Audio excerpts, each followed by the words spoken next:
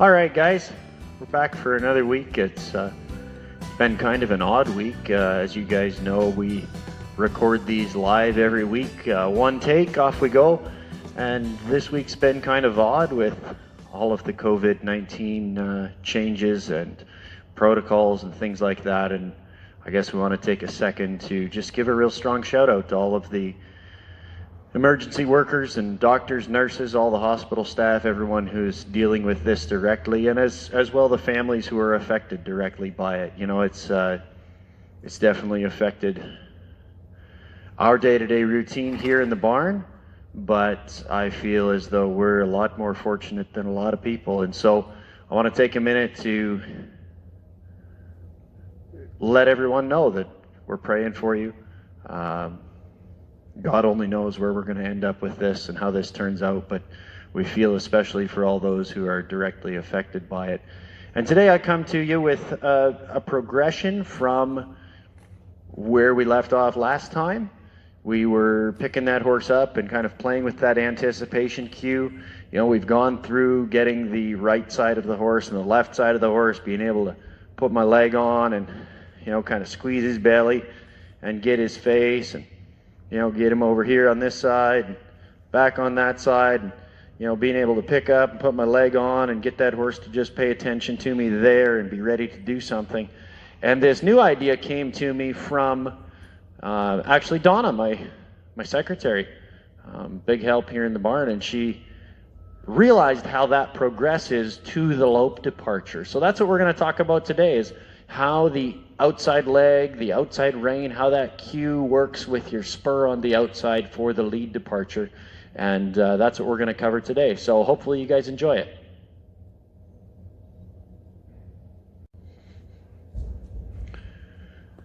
So we've played around a little bit with taking the outside rein, outside leg, getting a horse to understand the pressure when you take hold of this side of the horse's face and put your leg on that side. They have to come away from that pressure a little bit. The shoulder has to come away from that pressure, you know. And this next exercise, or this next concept to think about, is basically the transition from riding one around with two hands and pulling on them, you know, and taking this rein over here and trying to lope off to the left and get the left lead correctly, you know.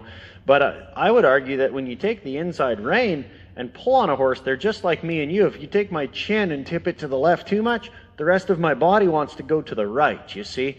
And so what I'm going to do here is show you that really it's important, as I walk this horse off, I need to get the outside of his body to start to travel left.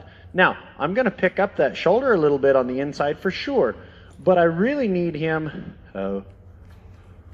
to come off the outside rein and the outside leg. I need him to step that hip over to the left, just like that there, and I need him to come off this right rein and right leg. And so then it's really important that when I lope him off, I don't have to have him real bridled up. I don't have to have him exceptional in the bridle or anything like that. I just need him to come off that, I need him to come off that outside rein and outside leg. You see, when I take a horse from two-handed, you know, I can't have him pushing that right shoulder to the right if I want to lope off left. You see, if that shoulder goes that direction, I'm going to run the risk of picking up on the incorrect lead. You see how his body wants to shape that way a little bit? And so I really, to get the correct lead, I really need to think about riding that horse straight ahead and getting a little bit of that right rein, right leg first before I kiss and lope him off. And if I get his body correct, I don't have to spend so much time getting his face all bridled up or anything exceptional there.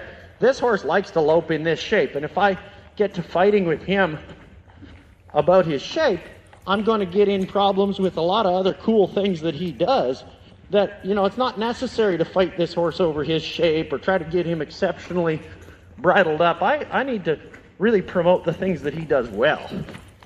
And so there you go, guys. That's a little bit of the concept behind how you get one to lope off on the correct lead without being too concerned about all kinds of getting their face and bridling them up. What you need to be able to do is get that horse to come a little bit away from that outside rein, because now, theoretically, even in the snaffle, if I pick up and look and take my hand that way, you see, if I let him push against that rein a little bit, there he goes on that incorrect lead. I'm just going to back him right up where we started. We're going to try again, and I'll show you. There we are. Okay, so now I'm going to pick my hand straight up, step his hip over a little bit. You see, I'm almost, you know, I'm going there. See, now he's going to push off again. I'm going to back him up again, get him off that right rein, and you can see the difference. You know, if I get too much on my inside rein, with two hands it's pretty easy, you know, but you can see him push there a little bit. Okay, walk forward again. Think about stepping that horse off of that. He pushes again. We'll back up here again. We'll see if we can get it again. And so what I'm just playing with is he needs to come away from my right rein and my right leg. And there he pushes again. So we're going to push him around. What I might now do is just take him a little bit as I back him up here. I'm going to take him two-handed.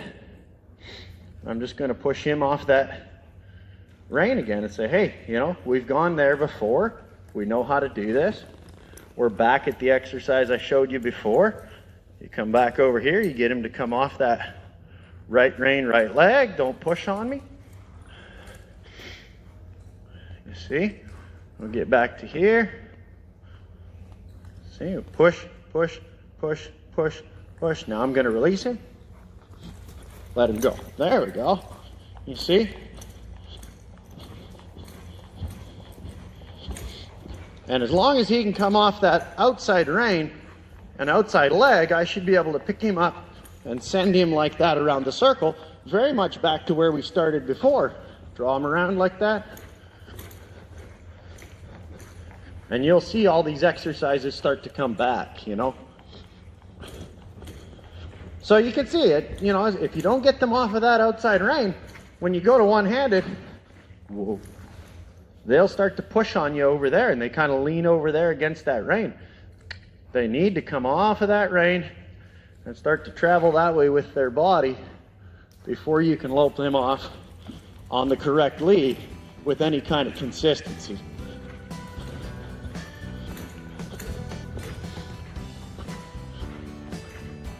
Whoa. All right, thanks guys.